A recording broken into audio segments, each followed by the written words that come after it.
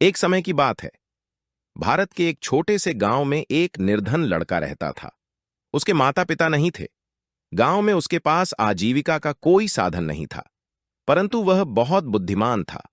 अपने पिता से उसने काम की कई बातें सीखी थीं। एक दिन उसके दिमाग में एक अद्भुत विचार आया। उसने शहर जाने की ठान ली। शहर जाकर उसने एक सस्ती सी दुकान किराए पर ले ली और दुकान के बाहर एक बोर्ड लगा दिया, जिस पर लिखा था, बुद्धि का सौदागर, यहां बुद्धि बिकती है। लड़के की दुकान के आसपास फल, सब्जियां, कपड़े, जेवर, मेवे और आदि चीजों की कई दुकानें थीं।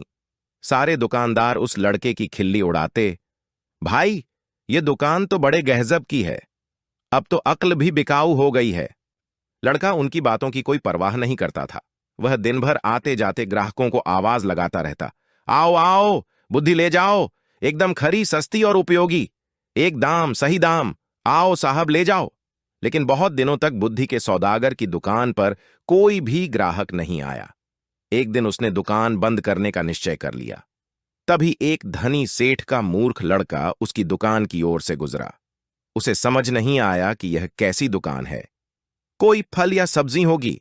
मेरे पिता मुझे हमेशा निर्बुद्धि और मूर्ख कहते रहते हैं, क्यों ना थोड़ी बुद्धि खरीद लूं। यह सोचकर उसने सौदागर लड़के से कहा, एक सेर बुद्धि के कितने पैसे लोगे? लड़के ने उत्तर दिया, मैं बुद्धि तौल कर नहीं, उसकी किस्म के हिसाब से बेचता हूं। मेरे पास तरह तरह की बुद्धि है, सबका दाम अलग अलग है।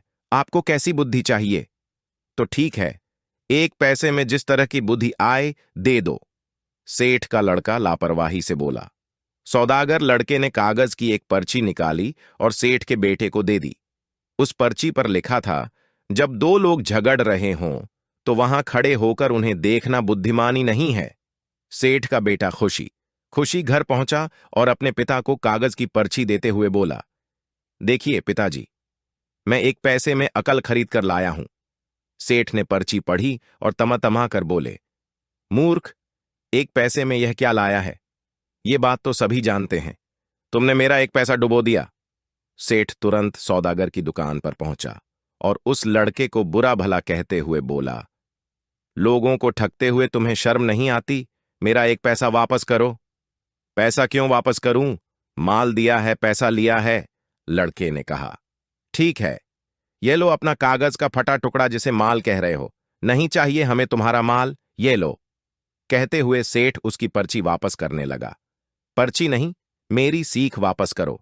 अगर पैसा वापस चाहिए तो आपको एक कागज पर लिखकर देना होगा कि आपका बेटा कभी भी मेरी सीख का प्रयोग नहीं करेगा। बात बन गई। दोनों पक्ष मान गए। सेठ ने कागज पर हस्ताक्षर कर दिए और अपना पैसा वापस लेकर प्रसन्न हो गया। समय बीतता गया। उस प्रदेश के राजा की दो रानियां थीं। एक दिन दोनों रानियों की दासियां बाजार गईं। वहां उनका झगड़ा हो गया। बात हाथापाई तक पहुंच गई। लोग चुपचाप खड़े देख रहे थे। उन्हीं में सेठ का बेटा भी था। झगड़ा बढ़ता देख सारे लोग एक एक कर वहां से चले गए, मगर सेठ का लड़का करारनामे के अनुसार वहां से जा नहीं सकता था। वह अकेला ही खड़ा रह गया। बस फिर क्या था, दोनों दासियों ने उसे अपना गवाह बना लिया। झगड़े की बात राजा रानियों तक पहुंची। सेठ और उसका लड़का राज दरबार में लाए गए। दोनों रानियों ने लड़के से कहा कि वह उनके पक्ष में गवाही दे। सेठ और उसके बेटे के तो होश उड़ गए। वे सहायता के लिए बुद्धि के सौदागर के पास पहुंचे। बोले, हमें किसी तरह बचा लीजिए, मैं 500 रुपए लूंगा। लड़के ने कहा, ठीक है, ये लो 500 रुपए। सेठ ने तुरंत 500 रुपए निकालकर सौदागर को दे दिए। देखो, जब गवाही देने के लिए बुलाया जाए तो पागल की तरह व्यवहार करना, बुद्धि के सौदागर ने उपाय बताया। सेठ के बेटे ने वैसा ही किया। राजा ने उसे पागल समझकर महल से बाहर निकाल दिया। इसी तरह की एक दो घटनाएं और हो गईं। बुद्धि के सौदागर की चर्चा राजा के कानों में भी पड़ी। राजा ने उसे बुलवाया और पूछा, सुना है तुम बुद्धि बेचते हो, क्या तुम्हारे पास बेचने के लिए और बुद्धि है? जी हुजूर, आपके काम की तो बहुत है, लेकिन 1 लाख रुपए।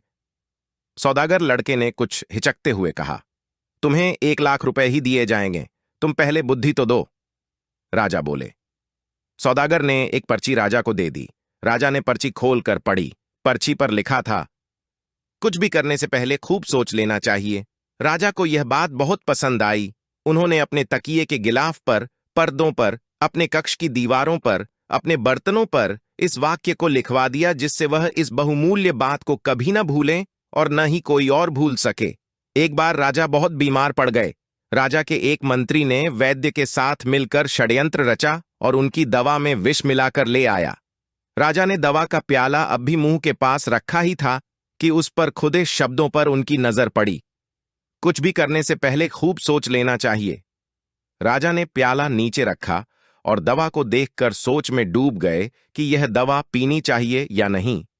वैद्य और मंत्री को लगा कि उनका भंडा फूट गया है। वे दोनों डर गए और राजा से क्षमा मांगने लगे। महाराज, हमें क्षमा कर दीजिए, हमसे बहुत बड़ी भूल हो गई। राजा ने तुरंत सिपाहियों को बुलवाकर दोनों को कारागार में डलवा दिया। बुद्धि के सौदागर को बुलाकर इनाम में खूब सारा धन दिया और उसे अपना मंत्री बना लिया।